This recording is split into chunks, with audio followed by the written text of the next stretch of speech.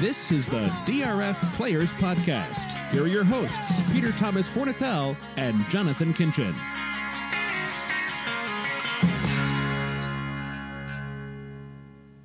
Hello and welcome to the DRF Players Podcast. This is show 382, Tuesday, November 6th, 2018. It's the Election Day edition of the show. It's also the Breeders' Cup recap edition of the show.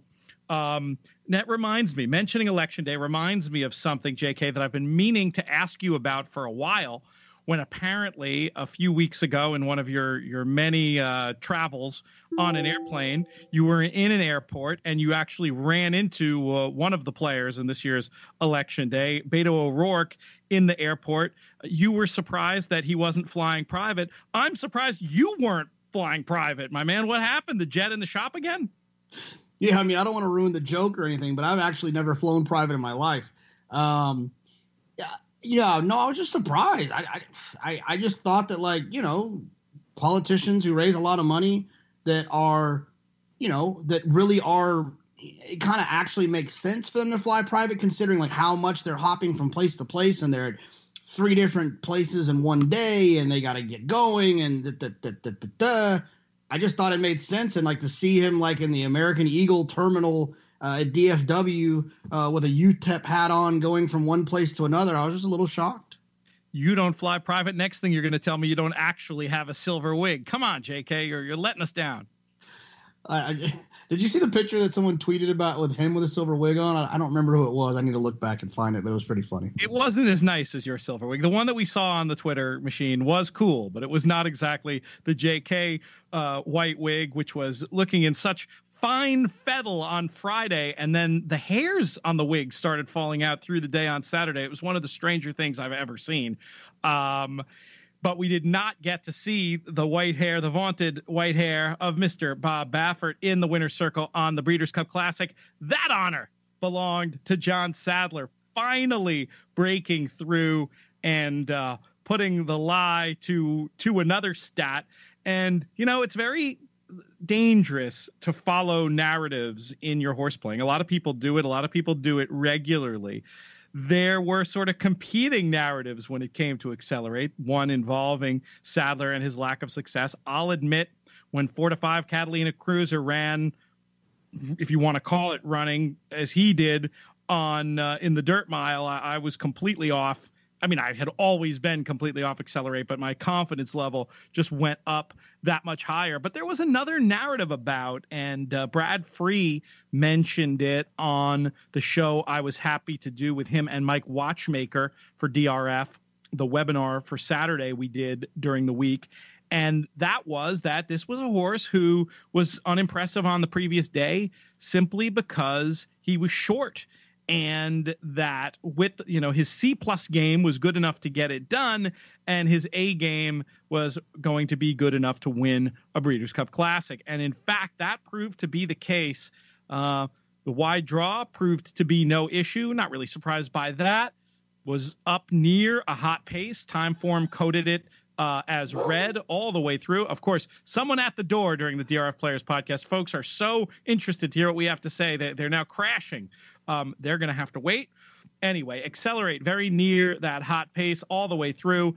Ends up getting to the wire first, clear by a length, holding off the on-rushing Gunnevera, and earns a 126 time form. It came back pretty strong on the buyer scale, I believe, too. JK, let's talk about Accelerate. I'm willing to just eat some humble pie on this one. How good do you think this horse is? Well, I don't think he's – I think he ran well. I think that there's he deserves credit, and I don't think that we should be disappointed that he's our Breeders' Cup Classic champion.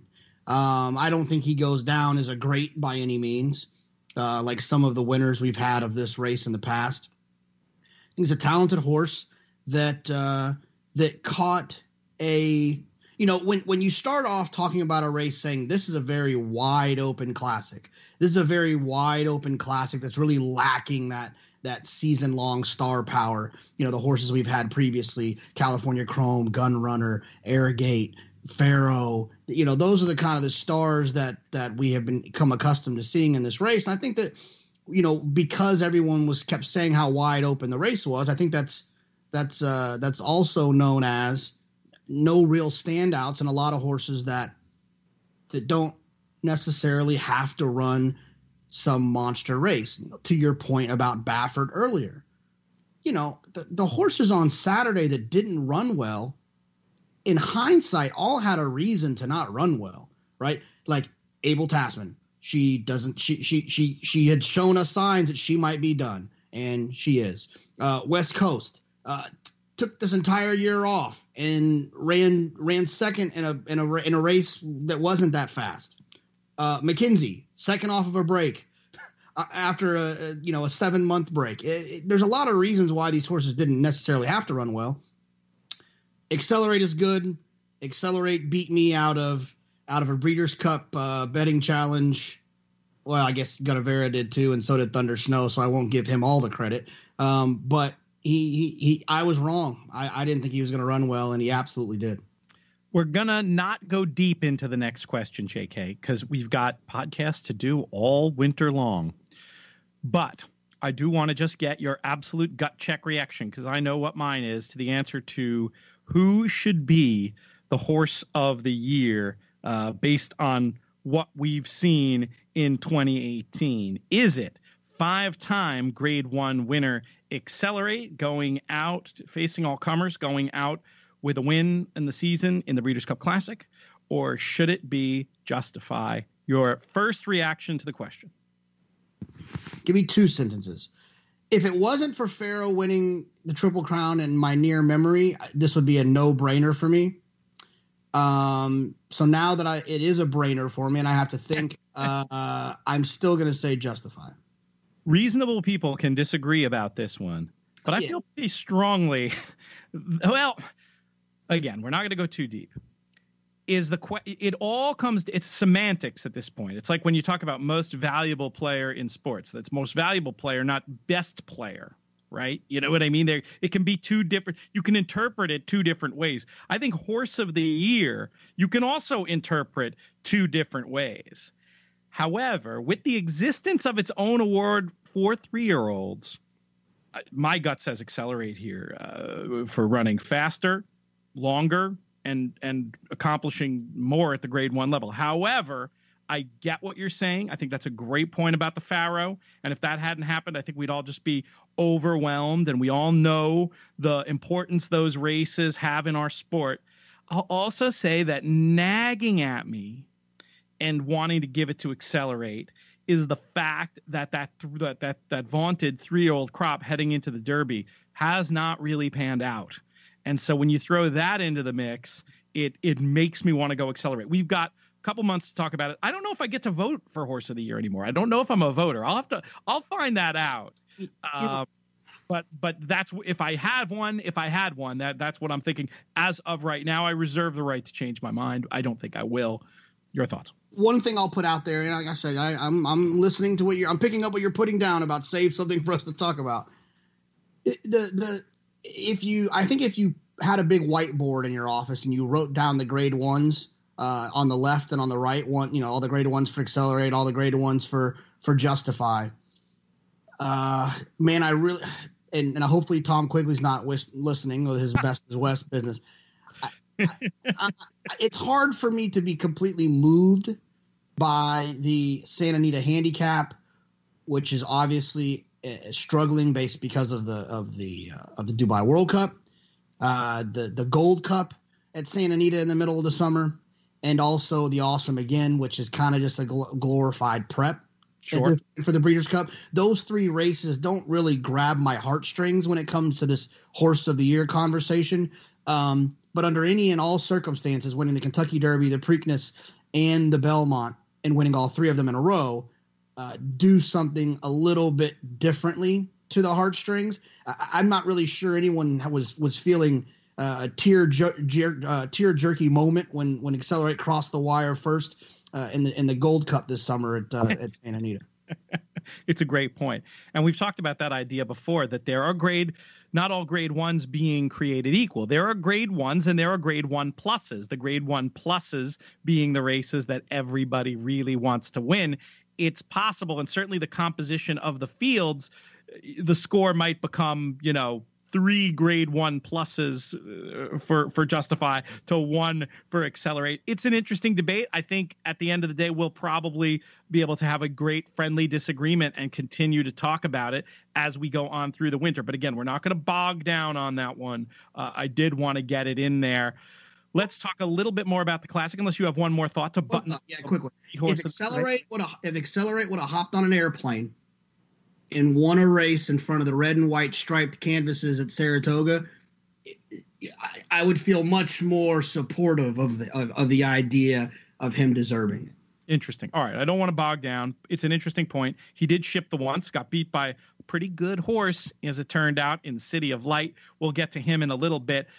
There's so much Classic chatter we can have. And the way we didn't ever tell the audience what we were doing. The thought was to go quickly through all the Breeders' Cup races today and then come back for a deeper dive and answer some listener questions on the Friday show. But I want to give us each a sentence on something we saw in the Breeders' Cup Classic before we move on to possibly the biggest star, probably the biggest star, definitely the biggest star of the Breeders' Cup, and Abel.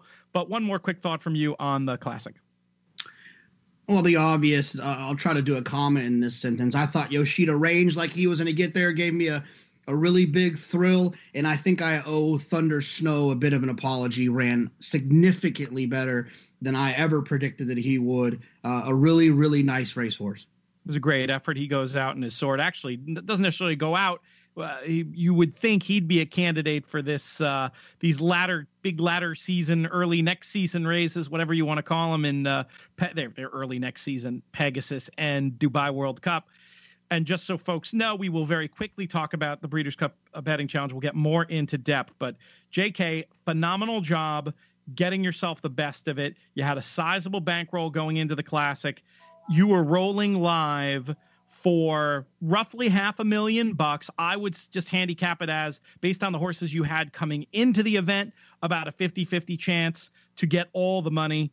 And then I would say, even though you had some significant no fires among your group of 4, Yoshida, he was even money on the in-running betting as they turned 4 home at Churchill. You put yourself in a phenomenal spot and you got unlucky, but great work there. Bummer it didn't pan out the way we were hoping up there in the trophy lounge. But I just wanted to see if your thoughts a couple of days removed, or is this just a massive bummer for you? Are you feeling good about how you played? Your thoughts? Qualified both of my entries. So that's part of the equation, not all of it, just part of it. If you're going to play this game at a high level and you're going to play for those big score opportunities, you have to be willing to part with your ammunition. I treat it like ammunition in the confines of these contests. $40,000. I had $39,000 going into Enable. I bet it all on doubles with Enable into Mind Your Biscuits. The 2 Baffert runners, McKenzie West Coast and Yoshida. I bet it in a way where if any of them would have won, I would have got between $120,000 and $140,000, which I thought would be enough to win the $300 prize. Risking $40 to win $450 and getting crowned champion of a contest that I feel very passionately about wanting to make sure I add to my resume before I'm done playing in these things. I don't regret it. It's unfortunate. I missed the first Breeders' Cup race, which was the Filly and Mare Turf. I didn't miss another one after that. I had every other race. I was, the way that I was playing with doubles and stuff like that, and except for the last one. So it is what it is. Very happy for our friend Chuck Grubbs. I love to see when a good guy wins one of these big ones, and so very pleased that if it wasn't going to be me, it was him. The run for professional horse players in contests continues unabated. Chuck Grubbs getting the job done. I haven't interviewed him yet. There's apparently a great segment he did with our friend Steve Bick on his At the Races show. You can go to stevebick.com and listen to that. Heck, maybe we'll get Chuck on here at some stage over the winter, and I'll definitely be talking to him. Folks have asked, Pete, why haven't you written up the BCBC? And there's a reason. It's not, no one is expecting any problems, but it is not official. They're serious about this vetting and auditing. That's going on now. As soon as it's official, that's the time to write it up. I know there's no question about Chuck's play, but I'd rather be able to write up the whole tournament and then do something special with Chuck in that order rather than do it another way. So that is coming. And just before we leave the BCBC, I did, there were a bunch of people who asked about JK. What did JK do? What did JK do? I'm like, hey, ask him, man. No, I'm not that rude. But somebody asked specifically, JK, he's known for betting favorites. So why didn't he just include accelerate in his double? Kind of an annoying question, but I think people can learn from the answer, JK. So I'll put that one to you. Well, the return I was looking for was to get, if I included accelerate, then I should have just bet enable to win. I'd imagine that'd have been about the same situation. Do you agree with that, Pete? Yes, I think that's right. And then the other thing is I just didn't really like accelerate. So my whole point was to try to beat accelerate. I said on I don't remember where it was this week. I said it's sometimes it's just as important to identify who you don't like as it is to identify who you do like. I was not planning on playing the turf. We'll get to it in a second, obviously, the turf mile. But when I saw that Oscar Performance was favored, I forced myself to then play the race. I just didn't like accelerate. And I wanted to get to about 100. I wanted to get north of $100,000 to give myself a chance to win, because the last race in the BCBC, if you haven't been paying attention, whatever the leaderboard said before that, it ain't going to say it after. And there was no way for me to really predict where it was going to go, but I felt comfortable that I would be in the top 3 if I could get north of 100. And that was where it lay. If I was going to add another horse, or if I was going to add 2 more horses, I would have added Gunnevera and Mendelssohn. At no point was I going to add accelerate. Totally agree with everything you said there. I think you played it great.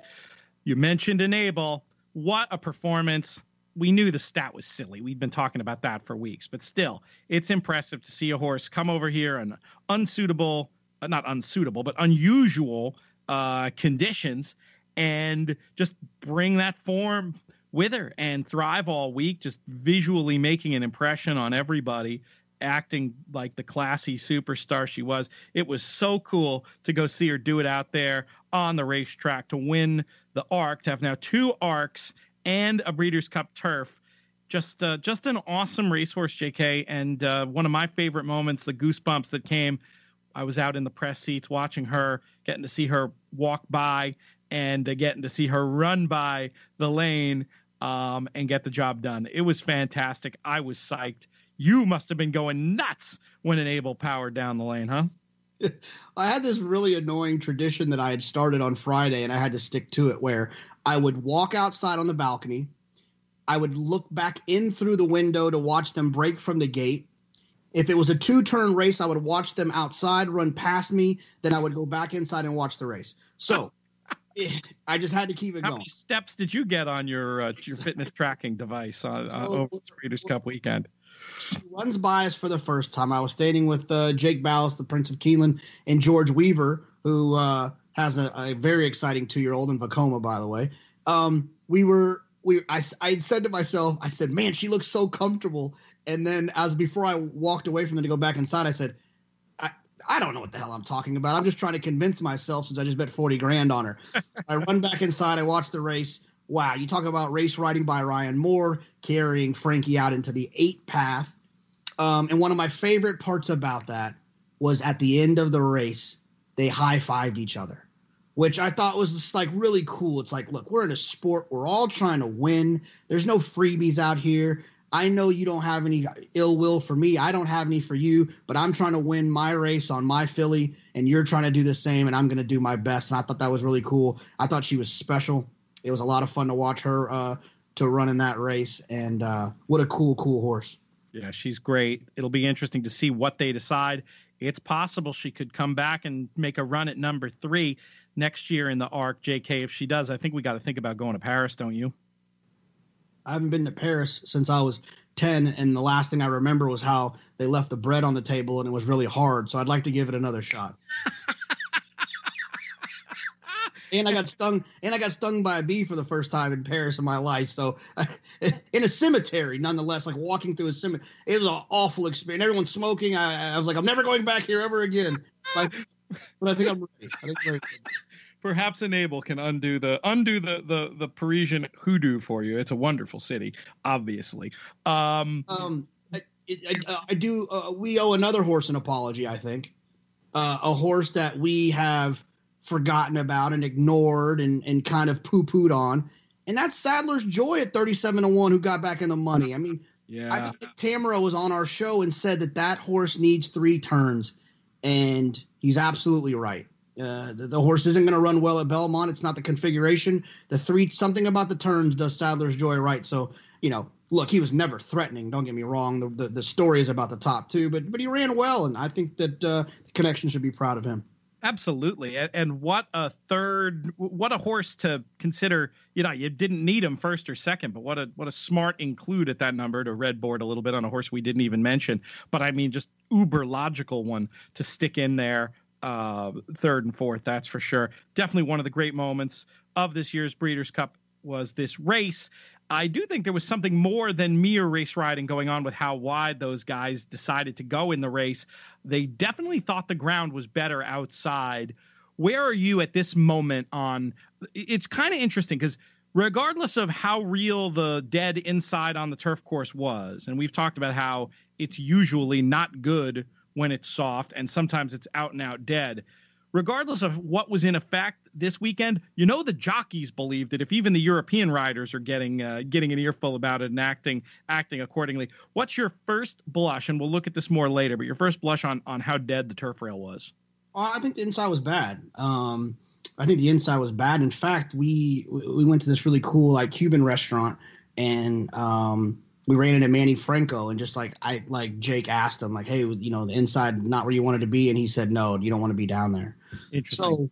So from a rider's perspective, that wasn't where you wanted to be, and you could just kind of see a lot of people were trying to get off of there, of the inside. So I guess World of Trouble ran okay down in there.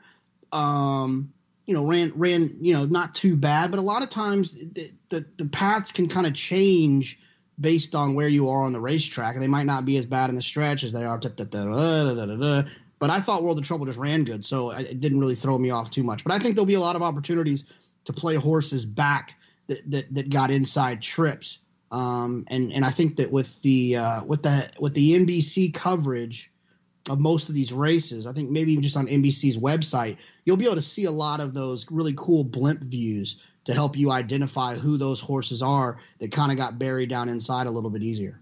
That's a great question for a future show. Let's keep moving through and talk about the Breeders' Cup Distaff. You already mentioned, we talked about the Abel Tasman no-show. That was a narrative that I bought. Oh, she was sick, she'll be fine. And then she comes out and no, I mean, maybe she was sick, maybe she isn't. But in any case, she's kind of days as a racehorse sure seem like they're over. Not to take anything away from the impressive winner, Monomoy Girl. I've loved her all season long. Had the pleasure of writing about her and her connections last week. It was a terrific effort, I thought.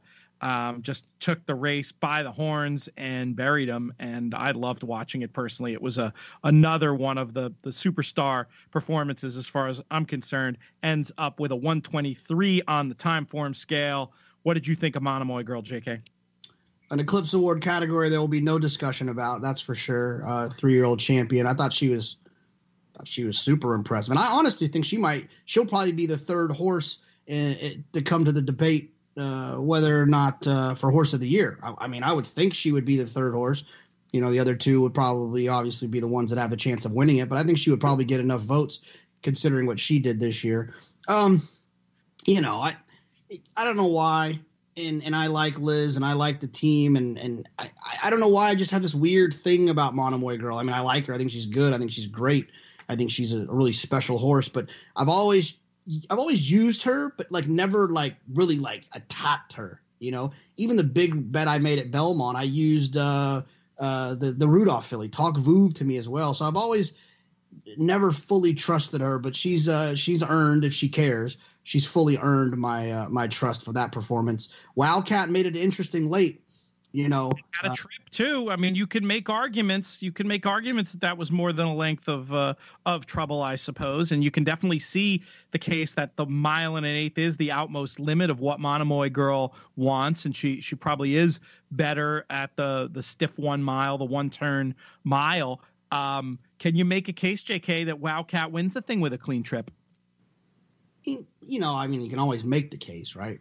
Funny enough, I don't remember who said it or whatever, but there was, you know, when you're hanging out at the track and you're hanging around people that are involved in the game, you get a lot of buzz and inside stuff. And someone had said, like, you know, Chad Barn thinks that Wildcat's his best shot. And we all looked at each other like, did he forget that he's got 5 in the Filly and Mare turf?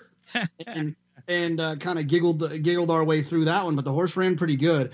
Obviously to run second. I think and you've been a proponent of this, and I think you were with Arrogate as well. And I'm adding this to my handicapping axiom bag, which is when a great horse runs an absolute clunker, man, they don't really ever come back from that. Yeah, it's interesting. There are probably examples we could think of, but the ones in recent years, you know, certainly Arrogant comes to mind as a horse who was just never the same. But I think keyword is great, right? Not like, okay, if you have a good horse, like good horses, you know, I think the difference between great and good is the consistency of performing at that high level all the time. That's how they become great. And so when you have a horse who just runs so poorly, Abel Tasman practically eased in her last race, you know, Arrogate out of the try, and then, you know, with that kind of dull second in the race after that, I think those are the ones that really are the ones that you got to be concerned about. I feel like that's a good idea and something to pay attention to. And I got sucked into the narrative, but it was in a fortunate position to be able to not get hurt. I mean, obviously, I could have maximized a lot more on Monomoy Girl had I taken that view of Abel Tasman. I thought it was smart to use the both of them, and I don't regret it. Oh, fine. The return I got was great. I used Monomoy Girl got a little bit weird on me, and so she was the kind of the lower of the 3 payouts. I had Abel Tasman, Blue Prize, and Monomoy Girl coming out of the turf mile, or just the mile. So it wasn't, you know, when I saw when Mike asked her away from there like a quarter horse and she didn't make the lead and she was like 4 out of it, it was like my eyes left her and I knew she wasn't going to run well. Yeah, it was very obvious from a very early time. I know Rob Dove, one of the top 10 pro punters in the UK today, was on to the angle of paying attention to what was going on with her and was able to lump on Monomoy at a pretty good price in running once it was obvious things weren't happening for Abel T. Let's move on, though, to the race you just mentioned, the Breeders' Cup Mile. Expert Eye gets it done. I wasn't sure he'd love the ground. He didn't love the ground. It didn't matter. Too classy, gets the job done with a big run through the stretch. But a race that, when I think about how it might have been different, JK, had we gotten a break from Oscar Performance. When he doesn't break, that leaves Analyze It alone on the lead. Not really alone for that long, because the Godolphin horse ends up taking a run at him and hurting his chances. Or was it Godolphin? No, it was oh gosh, who was the horse who made the early run? Help me out here. Was it the 14 horse Mustachery? Was that who it was? Yes, Mustachery. So it's not like he had an easy lead. I don't want to make it sound like that. That probably cost him his chance, given how well Analyze It ran. But the full-on meltdown I was expecting in the race might have happened had he broken. And I can only imagine Clemmy at 80-1 for Aidan O'Brien being the one who might have picked up the pieces, as well as she was running late, but the race was already over. And Expert Eye gets the job done. Catapult showed that the Sadler barn maybe wasn't in as bad form as many had been guessing. Of course, a lot of the important pick bets were in at that point, so not a lot that folks could do with that information. I'll let you talk about a horse in here who made a heroic run, and boy, what a horrid beat for those of us like me who needed to visit Arrow third and not fourth, but a big bold run from him. It's election day. I'm feeling patriotic. Expert eye. Yeah. Congratulations. I'm focusing on Analyze It, who finally kind of ran that race we all kind of hoped he would. I think the mile is where he needs to be. He needs to be let run in that mile race. Obviously, the fractions are a little bit tricky because of how the ground was. You don't really know if he was going fast or not. I think he was obviously going quick enough. Time form U.S. pace figures were at like 132 early. That's running. Divisadero ran huge at 43-1. I'm so proud of him and how he ran against these types. Look, I was alive to a ton of horses in here. I said on the player show that morning, if someone tells you they love a horse in here, they're lying. This is a really hard race. It was always going to be trip dependent. It was always going to be pace dependent. It was always going to be ground dependent. And there was no way to predict how that was going to go. I just knew that Oscar performances, two of his worst performances were on soft ground. And the fact that he was favored, I thought it was like a joke. It was nuts. Like a Wednesday at Aqueduct when the first flash or some horse that's favored. And then I looked at the win pool. There was already like $400,000 in there. I was like, well, and the Will Pays he was favored. And then suddenly I had to run back to the computer and like come up with a wagering strategy on a race that I had planned on skipping. But when he was favored, break or no break, I thought he made no sense as being the favorite in this race with these types of horses on that ground. Yeah, worst favorite of the weekend, I would say, and I would have told you that before. I mean, I thought there was a world in which if Analyze It didn't go and he did, he could get a candy trip, but even then the ground would have been a concern. I wouldn't have wanted in the less than 10-1. Let's move on to the Breeders' Cup Sprint. We have a two-time champion in Roy H. And let me just ask you this, JK. Year after year, why do I bother betting horses other than the California-based ones in the Breeders' Cup Sprint? Why do I do this to myself? I don't know. It's probably something that has to do with your Brooklyn ties or whatever. Yeah, you know, Californian coffee. I'm sure you're mad at that. The Brooklyn coffee is always best. So you probably thought your sprinters were best too. You're probably one of those bagel guys too, huh? The water in New York makes the bagel better. I've had some good bagels elsewhere, but not in California. We've got the better bagels, but they've got the better dirt sprinters. There's no denying. This race, as time went on, and, I don't want to say it was my lazy kind of opinion. I just thought like Imperial Hint or Roy H were going to win. The other ones are cute and they run well in grade 2 races, and they run well in these small field grade 1s, and they always seem to get in trouble. So you feel like there's more to be had. But like Limousine Liberal and Whitmore don't run fast enough. They're just not fast enough to beat those two horses when they're on their game. Imperial Hint ran okay, kind of had a really weird trip. He didn't break. But then he got into this weird thing. I think maybe Hobby should have let him rock and roll a little bit. But like I said, I've never sat on a horse before, so what am I? I don't want to knock Javier because he gave the absolute picture-perfect ride 2 races before this. So, or maybe a race before this. But either way, Roy H was just good. He was sitting on a big race. He ran that big number off a comeback that matched numbers he was running last year. I just felt like Roy H was probably the most likely winner, drawn outside, could sit if promises fulfilled and Imperial Hint hooked up. I feel proud to a certain extent, not because I know you liked him, but I felt good because I can fall for a trip horse, and I didn't fall for Limousine Liberal because he had an awful trip at Keeneland, but I just didn't think he was good enough to beat these horses. I think he was probably good enough to run second with a different kind of trip, but I don't think he necessarily had form to equal the race that Roy H threw down. I do think that he was probably too close for what he wants to do. I think he wanted the trip that Whitmore got. It was great to see Whitmore, who is a tough knocker and very talented grade 1 level sprinter. But if we made the distinction before between grade 1s and grade 1 pluses, he's grade 1, the winner, Roy H, grade 1 plus. And for me, that's basically the story of the Breeders' Cup Sprint. You got one more thought on it before we move on? I think Peter Miller deserves some credit for winning 2 Breeders' Cup races in California and then 2 Breeders' Cup races with the same horses in Kentucky. I think that a lot of times these guys get nabbed as East Coast, West Coast, Midwest guys, and Peter Miller has packed up the truck and got wins in 2 different jurisdictions, 4 Breeders' Cup wins in jurisdictions with his horses running huge races.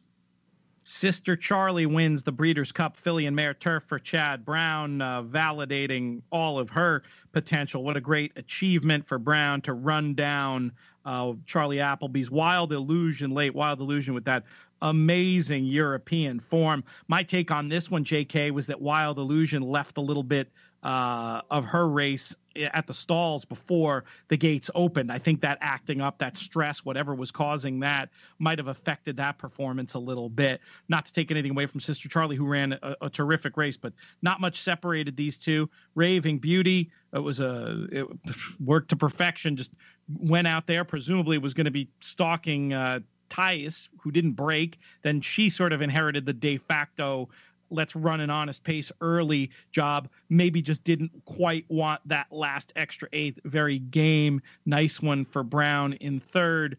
It was an exciting race, and I think we saw a performance definitely deserving of winning a race of this quality. And I felt like Wild Illusion maybe a little bit unlucky. No, I thought that Sister Charlie, look, most of the races that I play and most of the time, I feel like I want to cover most scenarios, and other guys are looking for value and whatever. For whatever in this race, I kind of conceded to the fact that where I was in the contest, I didn't want to try to cover every situation. I was going to just try to find the value plays, which is a club I probably should reach for in my bag more often. And I just narrowed it to 2 horses. Well, first of all, I was going to just bet my $600 minimum on Santa Monica, but then I thought that might be slightly irresponsible. So I decided to use Sister Charlie and Santa Monica. This was a really tough race that I thought was trip dependent as well. I thought a Raving Beauty, when they first broke away from there, and once she got that lead, I thought she was going to be extremely tough to get by. But Sister Charlie, this is like the second time she's done this thing where she like really picks up her feet between the 16th pole and the wire. And it doesn't look like she's going to get there. Johnny rides her perfectly. And then she just gets home right in that little spot right in that little spot. So I thought she was a lot of fun. If I would have won the BCBC, I would have bought Santa Monica at the sale at Keeneland yesterday, but I didn't win the BCBC, so I didn't. I think 4-Star Crook is an unbelievably talented horse, but had no shot when she drew down inside. Fun race. It's definitely a fun race. Sister Charlie is a lot of fun. I think that she's probably on our top 5 for podcast conversations. I think obviously Divisadero is up there on the highest. Yoshida would be second. For horses that we kind of nabbed is, hey, you might want to keep an eye out for this one. The trip she got in her first North American race here, where Johnny had her wide all the way around there, and she ended up running second that day, I think, in the Belmont Oaks. Yes. She turned out to be a real racehorse. All right, we have 8 races to talk quickly about, JK, in 23 minutes. I'll help guide us along so we can hit that target again. Make notes of things you want to talk about more when we have more time. Listeners, you do the same. Get ready with your questions. We'll try to get to some of those on the Friday show. We could talk about this Breeders' Cup Dirt Mile for a very long time. We're not going to do that now, but I want to second what you said about the Castellano ride on City of Light and the fantastic training job by Mike McCarthy. The post wasn't ideal. The post wasn't a problem. He went out there and buried him in the Breeders' Cup Dirt Mile. Very worthy Breeders' Cup champion. Still not my favorite race, but hey, I like it a lot more when I get to see a horse I like and connections I like from City of Light in the winner's circle for the 2018 rendition. Your thoughts? Well, I think that this is definitely a Breeders' Cup that Mike McCarthy will remember. 30 horses in training, 5 of those horses were running in this Breeders' Cup.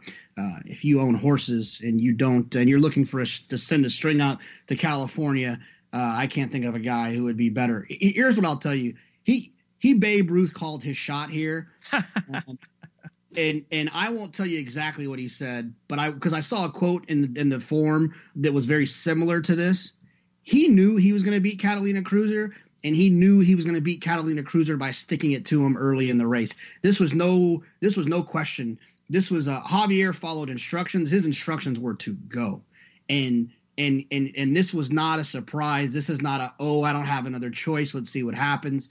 This was I'm better, and we're going to find out when we pop from this chute going a mile in this $1 million race, and it's exactly what happened. City of Light was unbelievably impressive. I do not think that City of Light's race in the Gold Cup that we talked about earlier with Accelerate winning was an indication that this horse doesn't want to go longer. I think this horse doesn't want to be rated. I think this horse needs to be let run. Like he was running. He was all out in the Oaklawn race when he was 3 wide and beat Accelerate. I might remind you. And I think that if given another opportunity at 2 turns, not sure what the connections are going to do. He's obviously got a stud deal lined up. Love to see him run next year. Love to see him in the Pegasus and in another 2-turn races next year. Will be fun to see. I have my off-color story about what I texted you before this race. We'll save that for Friday. Let's move on to the 4th race. It was the Breeders' Cup Turf Sprint. You mentioned the amazing training feat from Peter Miller, getting 2 horses doubles across 2 different Breeders' Cups. Pretty amazing stuff to see Stormy Liberal do it once again. We talked about World of Trouble on the podcast. No workouts, no problem. Horse gets it done. They both run huge figures. 127. It's interesting. Bit of disagreement between Time Form and Buyer. 127 on the Time Form scale. The Buyers were crazy, like 119 and 118. Not crazy like they're wrong, but just crazy high, as in very, very strong. I don't have much on this. I will say one other quick note, which is that this is a division that could use some star power to get some traction. If Stormy Liberal can be on track to make it 3 in a row next year, that'll be a fun story to follow and might elevate this race, which is probably something that would be good for the Breeders' Cup as a whole. Your thoughts? Well, I think our buddy, the Baquero, he didn't have the greatest trip here. It's unfortunate he didn't get an opportunity to kind of show his stuff. But I will say in defense, I talked a little bit about World of Trouble. Look, when they can stop the clock in a certain time, in my opinion, that's who they beat. They beat the clock. And I understand that there's certain times where those numbers are earned by not being challenged early, so on and so forth. I just thought World of Trouble was that good. And I think that let's keep in mind, he was down in there when they turned for home.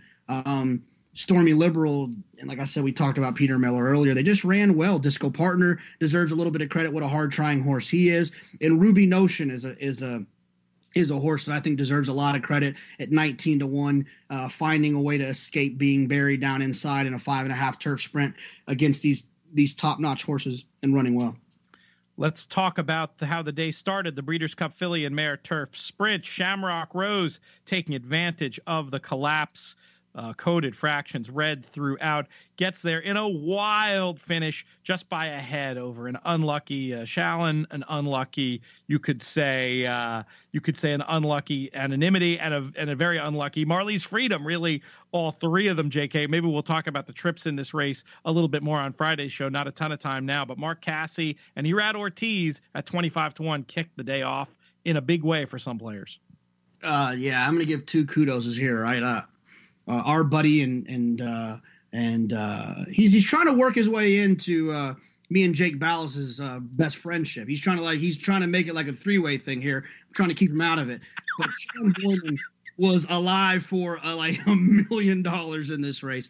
I couldn't have found Shamrock Rose's. I couldn't find the horse at all. And Sean needed Marley's Freedom to get up a little. I think she just needed her in the try maybe, and he would have had a huge one. So I give him some credit for finding that horse.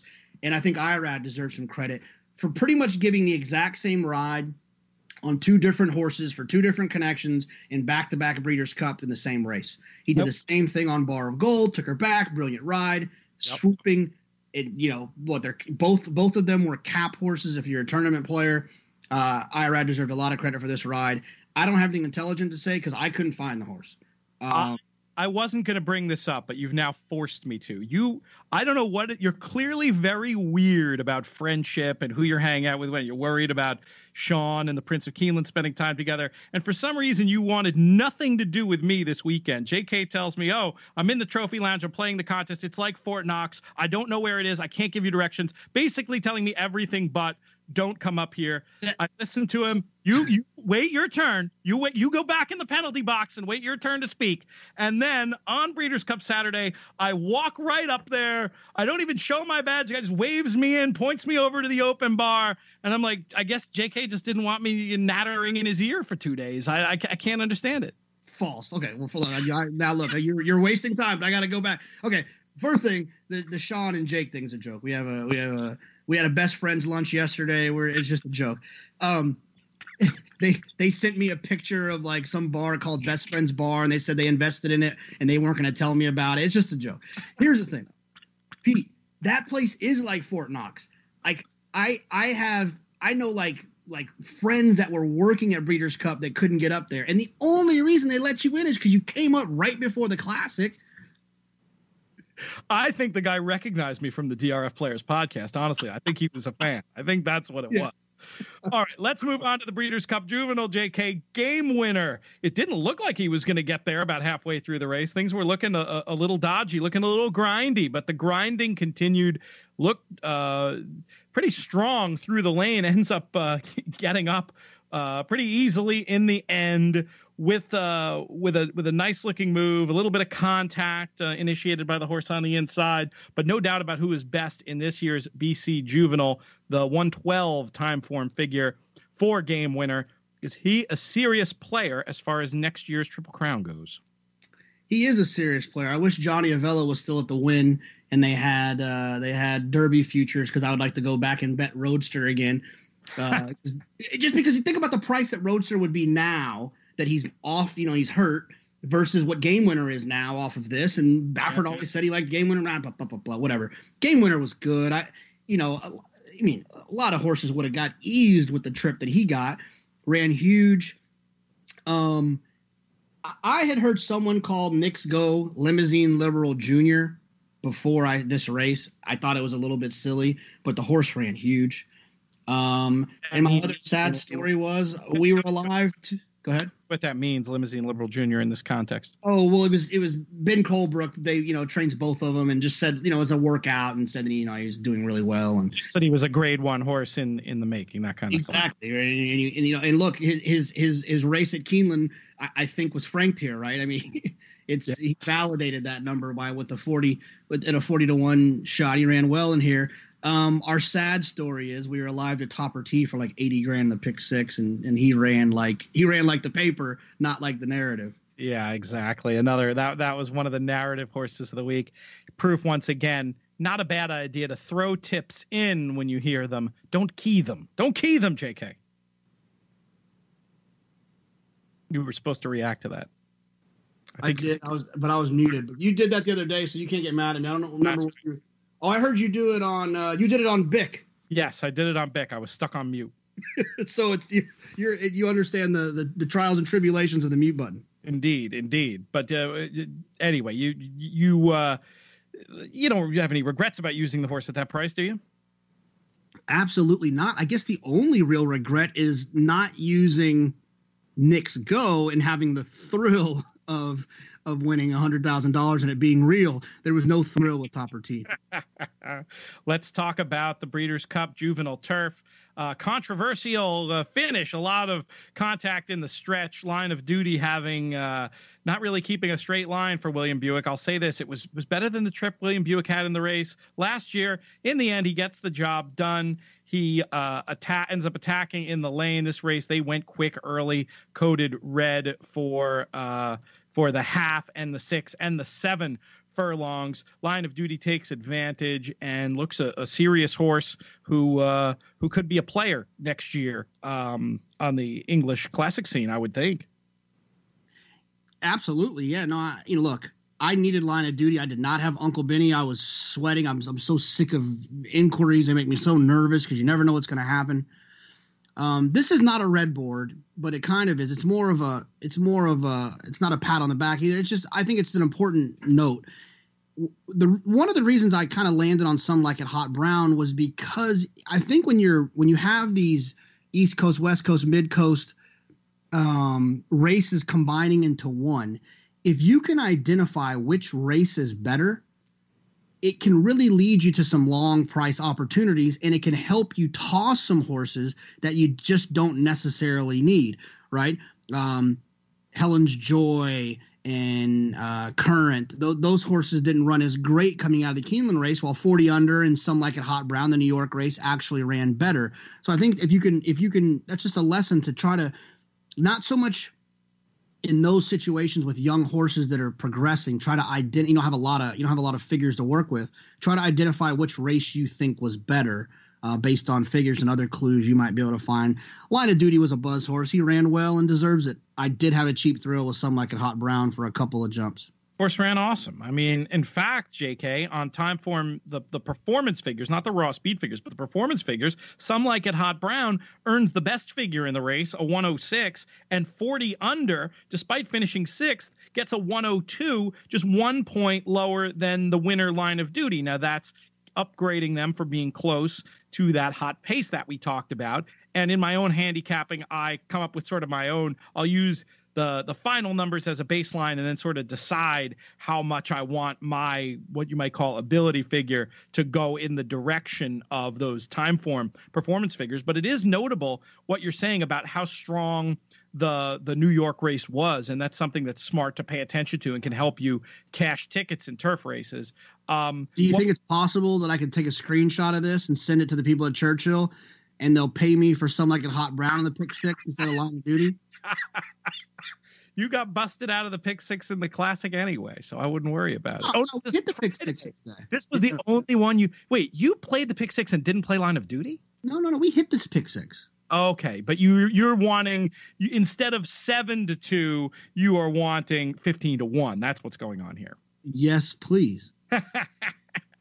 This is your karmic payback for not including me on your pick 6 in the first place, JK. You'll get nothing like. Be found. You were running around, gallivanting around Churchill with your little satchel. There's no way I was going to find you. I do have the iPhones were working. The signal was working just fine, JK. Let's talk about the Breeders' Cup Juvenile Fillies for a minute. Speaking of places where you had to evaluate races from all over the country to try to come up with your final decision, Jaywalk ends up making an absolute mockery of it, turning it into a one-horse race, 110 time form speed figure, 113 adjusted for performance for the wire-to-wire score. She was alone the whole time, but it didn't really strike me so much as a cake trip as one who was just faster than these, at least on the day. What was your read? She was good. I thought she was really good. And it was that kind of that typical Joel ride where it's all hands and elbows and knees. And I think there were some shoulder taps early. He waited to the last second. He was throwing those Kent DeSomo crosses at the filly, and she just exploded. I thought she was extremely impressive. Ran really well in that spot. Bellafina was a big disappointment. I thought she was going to run better than that, but the way that I played the big bet that I had kind of planned on playing with Newspaper of Record into these horses tossing Serengeti Empress, it didn't make a difference to me either way who won. So I thought they were good, and I thought Vibrance ran well too. I think she's definitely one that can improve and turn into a nice filly for Eclipse Thoroughbreds and Mike McCarthy, one of his 5 starters in the Breeders' Cup. Third at 35-1. Re Bellafina, how much do you put the effort, the disappointing effort, down to the trouble at the beginning of the race? How much do you put it down to the fact that she reportedly was not training her best coming right into the race? And how do you evaluate her going forward? I think I put it back to her Del Mar Futurity when she was goofy on her wrong lead, that maybe she just has some growing up to do. I think she's obviously a talented filly the way she ran in the Chandelier. So, she obviously needs to be considered moving forward, but I think she probably just has some growing up to do, and the other fillies were just a little bit more professional, and able to overcome some of that stuff that happened. 1 sentence each on, we're going to go out of order here, 1 sentence each on the turf sprint, and then we'll spend the rest of our time on a race we could do a whole show on. newspaper of record performance of the Juvenile Filly turf. But Bulletin gets the job done wire to wire in the sprint. For me, Soldier's Call, the horse I like, just lost absolutely all chance at the break. Then attempted to make a move on what might have not been the right part of the track on the inside, and didn't lose anything. Very curious to see what happens with Soldier's Call next season. Sentence from you. Well, I'm a government major. That was definitely more than one sentence. It was a run-on sentence, but it was commas and semicolons, and don't worry about it. I needed Chelsea Cloisters really bad in the pick 6, but Todd Pletcher has to be happy to see a 2-year-old break very fast from the gate in Bulletin, period. I love it. I love it. I love it. And I'll accept the mockery. Newspaper of record wins this race so easily in really fast time, earning the highest buyer speed figure I've ever seen for a turf 2-year-old, something like a 96. Comes back 113 raw time form, 115 adjusted for the ease of the wire to wire win. She's just in a high canter around there most of the time. Finishes well. I mean, one horse race for sure. And this is a horse, JK, who if you knew she was pointed there, if you knew she was going to the Guineas at Newmarket, would be a sizable favorite in the anti-post market, because the current favorite is 6-1 Just Wonderful, who she made look completely average at Churchill Downs. I want to hear your thoughts on this newspaper of record romp, and I want to talk about her possible campaign for next year. When's that race, Pete? Derby weekend. Like our Derby weekend? Our Derby weekend, yes, early May. Look, someone tweeted, hot take, Breeders' Cup hot take, whatever. I think it was Jason Beam. And I responded, newspaper of record will never lose. I just think she's freakishly good. And you can tell she's still learning because she still kind of tosses her head a bit, kind of fights. And Jonathan Thomas, who actually broke the horse at Bridlewood, kind of gave us a clue that she kind of has a soft mouth. And so once she gets into these turf works with Chad and she gets this time and she's just like, Chad's horses are always finishing next to each other and she learns to shut off to a certain extent. You don't want to shut her off too much because that's her biggest weapon. Use that speed. I just don't see how she loses. She's going to be spotted perfectly in all these great spots. People are going to dodge her. She's tactical. She can run on soft. I mean, if someone thinks that she can't run on firm, God bless you, because her turn of foot and her quicken, she's going to probably be better on firm ground. That breeding, I mean, the breeding is for the soft. It's Irish breeding up and down, isn't it? Right, but she's not ridden like she I'm doesn't not saying she can't handle the firm. I question better on firm. I just think that her style, right? Her cruising speed is unbelievably high, and her quicken is sickening. So I don't see a scenario in which like that doesn't translate well to the firm. I don't disagree with that. I was just saying about the bit about the banter was what I was questioning. Well, that's fair. I think she's good. I thought she was brilliant. I think that she's going to be tough moving forward in a lot of different scenarios. I just think she's the type of filly that's going to finish. I think she's going to finish 11-0 in her career. She's going to win all of her prep races next year. She'll win the race at Churchill, the mile at Churchill. Then they'll, unless they go the route you think they might go. I hope I don't have to fall asleep predicting what her campaign is going to be next year. I mean, this is perhaps an opportunity that we've almost never seen. But that's not, Chad's never gone over there. You think he will? If I were them, I think this is a once in a lifetime opportunity. I'd love to see them do it. I mean, I think she's talented enough to get the job done. There's sort of two plans.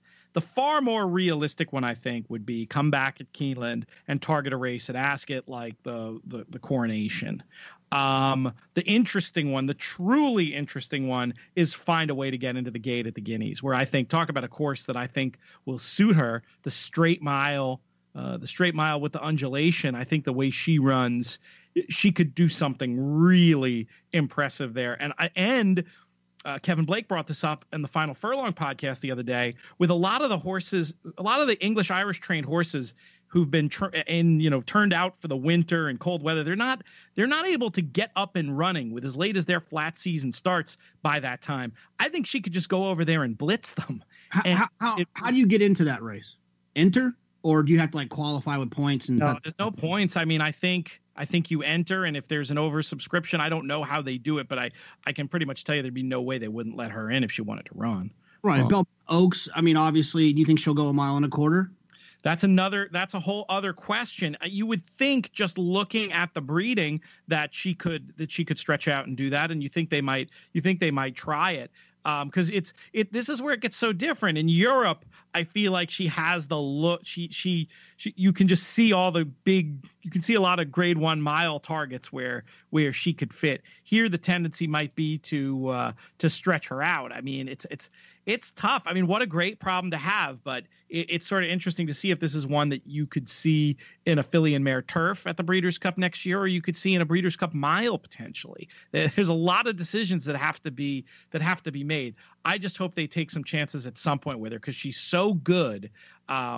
And I think she could be a true something I can't really recall saying about a USA 2-year-old turf horse, has the potential to be a true international superstar in my view, JK. And they'll obviously got to do what's right by the filly, and she's in the right hands. But I know Chad's been conservative in the past and not shown any interest in a meeting like Royal Ascot. But I think it's different here. Do we feel stronger about her at this point than we did about Lady Eli at this point? I would say yes. Yeah, I think so too. Right? Yes. Yeah, I think, with all due respect, please don't. Lady Eli, but Lady Eli didn't destroy the anti-post favorite for the Guineas in the Breeders' Cup. You know what I mean? Completely agreed. And I think just looking at figures will back up what we're saying too. We're out of time. We will come back to this conversation and many more. This was a lot of fun, JK. I appreciate the back and forth today. Always entertaining. More fun when we can give each other a hard time and not agree, too. I like that as well. Thank you so much for taking time out of your day. Thanks to producer Craig for not only producing the show, but also helping me reset up the audio equipment that was in disarray after the Breeders' Cup. Thanks most of all to all of you for listening. We definitely want some questions for the show coming up. Hit me up, podcast@drf.com, or you can get us at Twitter. He's at He's at UT Big Hair. I'm at Looms Boldly. We will be back on Friday. May you win all your photos.